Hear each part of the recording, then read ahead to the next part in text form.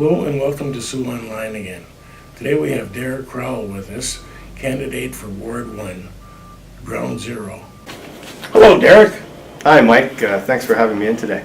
Okay, could you tell us a little bit about yourself? Yeah, I'm 43 years old, born and raised in Truro, Nova Scotia, home of Stanfield's underwear, and Robert Stanfield, some say the best prime minister we never had. I came up to Ontario to go to school and met my wife after school. I was working in Toronto, met my wife in Barrie. She was born and raised in Sault Ste. Marie, and due to work issues with myself and her applying and being hired at the St. Mary's College to work, we moved to Sault Ste. Marie, and I fell in love with the place the first time I came here. It reminded me a lot of home, and I knew it was a place that we could put our roots down, raise our family. We've got 2 kids, an 11-year-old son and an 8-year-old daughter, and I'm actively involved in the community and minor sports, and I've been a realtor here in the city. I got my license in 2003. And I'm passionate about leadership and governance, and I just want to inject myself into the community and do what I can to try and make it a better place for our kids and our grandkids. This is your first kick at the can in politics. What made you decide to run in this election? Well, Mike, like I said, I've always been involved or been passionate, I guess, about leadership and governance. I've done some things in the past, sort of in a leadership role in different organizations I've been involved with. Most recently, I've been I'm now two-time past president of the Sault Ste. Marie Real Estate Board, and I've been involved with the Ontario Real Estate Association on the Government Relations Committee. And, I follow municipal, provincial, federal politics fairly closely. And municipal politics is what's closest to home. And, with issues that have happened over the past few years, just in discussions with family and friends, I felt now was the right time to try to get involved. And, after being at an event that was sponsored by Strive last night, seeing the other candidates in the room, a lot of young candidates in this election, and I think that's a fantastic thing for the city. I'm really happy to be a part of that movement, and hopefully I can get a chance to represent Ward 1 on council. Do you think that the present councillors have had their chance at rectifying the water problem and have failed? What's your opinion? Well, again, it's a very loaded question, and I appreciate the chance to do my best to answer it. The problem with this water issue for me is it goes right back to the very beginning when the decision was made to change the chlorination process. And the way I look at it, when you're dealing with something as basic a necessity as clean drinking water, you can't cut corners. And the feeling I get is that the belief, the knowledge that this decision was made to cut costs because the PUC did not want to spend the money or didn't feel they had the capacity to spend the money to upgrade their infrastructure to handle the chloramine method. So they reverted back to the old free chlorine method. And I know there were a lot of numbers and statistics thrown around as to why this was the way to go. I did some basic online research. In a matter of half an hour, I found a plethora of information out there about the pros and cons of both methods of chlorination. And I still believe that the decision was wrong at the time. And whether or not council had the correct information when the decision was made, I'm not sure. And now we're in the present. We're looking to the future. We've got still water problems. It's been 3 years now in the East End. I know the people in the East End. I live in Ward 1. I know the problems. I've had problems with brown water. And I know that the councillors are good people. They're trying to do what they can. But I think we really need to take a close look at this issue again with whomever is on the next city council. Deal with PUC. As the sole shareholder of PUC, the city has a vested interest and the citizens have a vested interest in dictating how the PUC operates. And when it comes to our drinking water, we can't cut corners. We can't look for savings. We need to do what's right. So if that means re-examining, reopening this whole issue and going back and upgrading the infrastructure, going to the chloramine system, I think we at least have to examine that. If it's continuing on down this road that we're currently on, this is going to be a long and lengthy process. And we haven't seen what's going to happen in the western wards of the city yet. We could have, brown water issues in the west end going on 3 or 4 years and dealing with this in 2017, 18, 19, So I think as a council, the decision needs to be made, how is the city best going to be able to oversee the operations of PUC? And if that means changing the method of appointment of the board of directors of the PUC, it's got to be done. If we need to change some of the members, if we need more members of council on that board, it has to be done. So again, I can't sit here and judge whether or not the councilors have done all they can or not.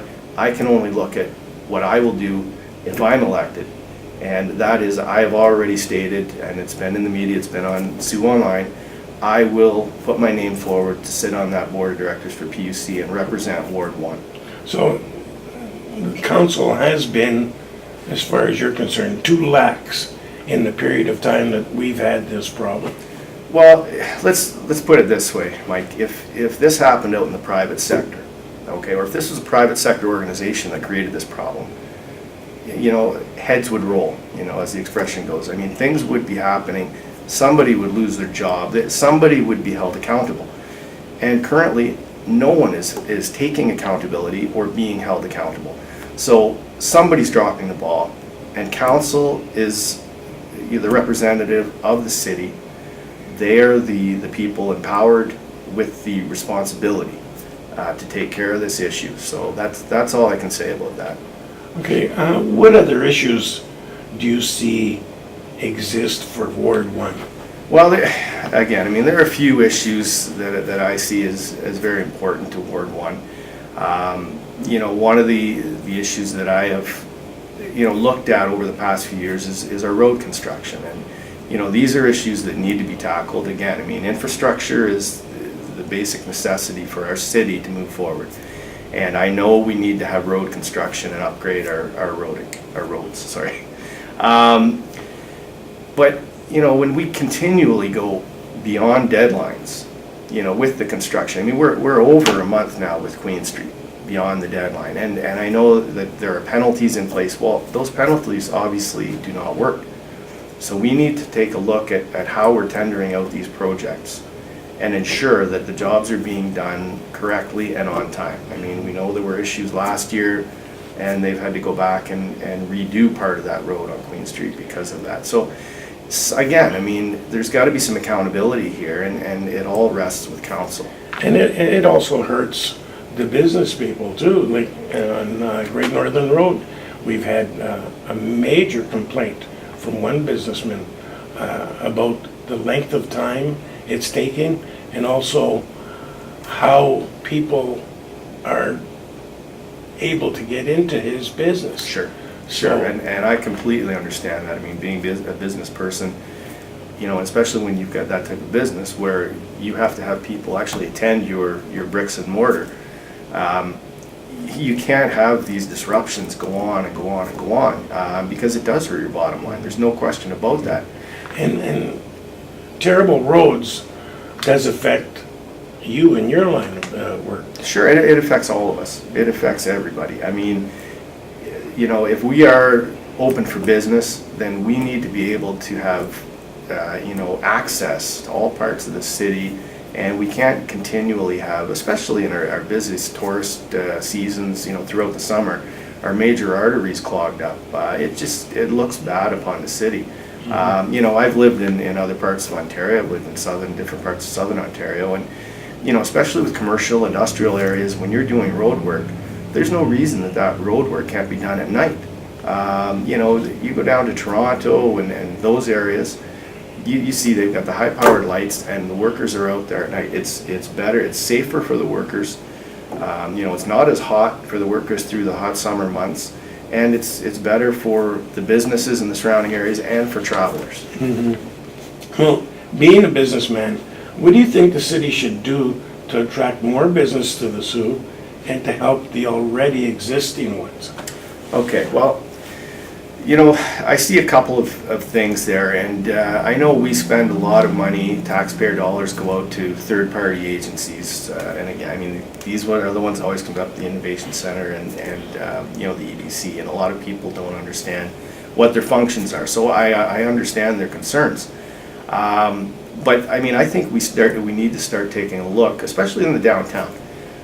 You know, the city has allowed some businesses to leave the downtown, move up, you know, to the top of the hill, which is a growing area, and I can understand that in some regards, but we can't make this vacuum in the downtown.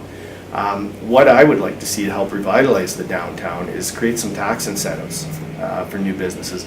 Our commercial tax rates, you know, I know, you know, you can compare them to other cities and so on, but we've got to look at how they're impacting our current and existing businesses.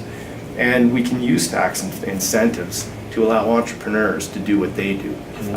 You know, to have people go out that we're paying to go out and try to sell the city, I mean, that's great, but what we should be doing is allow the city to sell itself. So if we can create a good environment for business, you know, to succeed. And again, it also goes back to having the infrastructure. We shouldn't necessarily need to go and try to sell the city, because, you know, when you put the numbers on paper and you know, you lay it all out, you don't need to say a lot to investors and entrepreneurs, because they are smart people and they will go where there's the best opportunities to succeed and make money. Would you like to say something to the people of Ward 1? Yeah, I would, Mike. Thank you very much for the opportunity. My name is Derek Crowell, and I'm running for council in Ward 1. I live in Ward 1. My family and I have many friends that live in Ward 1, and I completely understand the issues that face all of us as citizens in the ward. I believe that we need accountable representatives. I believe that we need fiscally responsible, representatives and ethical representatives. I believe I am that person. I want to sit on city council, represent you as your councillor, or one of your councillors, and I will be accountable. I will respond to your questions, your concerns. I will be available by telephone, by email, and in person. I'm willing to meet with any of the constituents in person. So I humbly ask for your vote. I would be honored to represent you on council. If you would like to speak to me, you can reach me at 705-251-0005, or by email at ward1derek, that's DEREK, @gmail.com. Thank you very much. Thank you. Thanks, Mike. We've been talking to Derek Crowell, candidate for Ward 1. This is Mike Crusoe for Sioux Online.